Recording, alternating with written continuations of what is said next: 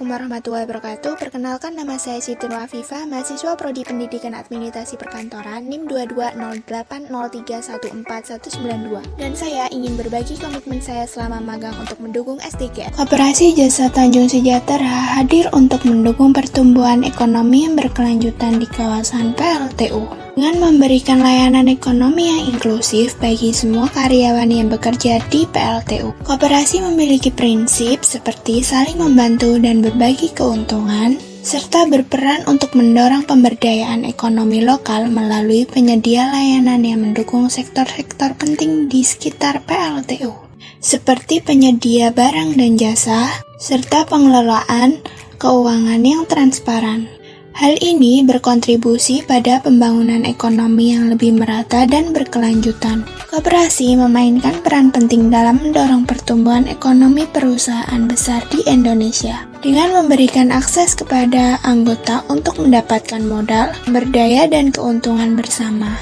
Melalui koperasi, perusahaan dapat meningkatkan kesejahteraan karyawan dan komunitas, ciptakan peluang bisnis baru, serta memperkuat hubungan antar pihak yang terlibat. Selain itu, koperasi juga mendukung pengembangan ekonomi yang inklusif dan berkelanjutan, yang berkontribusi pada stabilitas ekonomi perusahaan dan negara.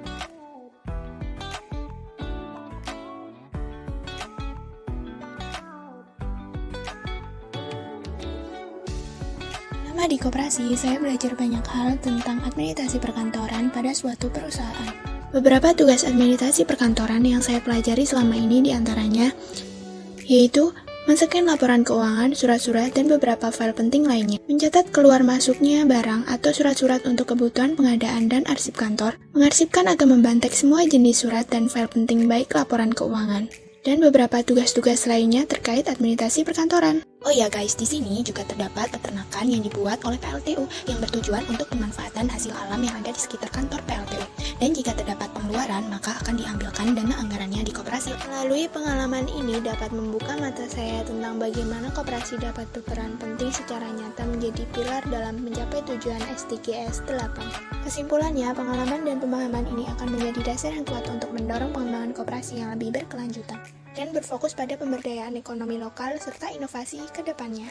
Melalui pengalaman ini, kami berkomitmen untuk mendukung inovasi terbaru yang nantinya akan lebih memajukan koperasi terhadap SDGs lainnya di masa yang akan datang.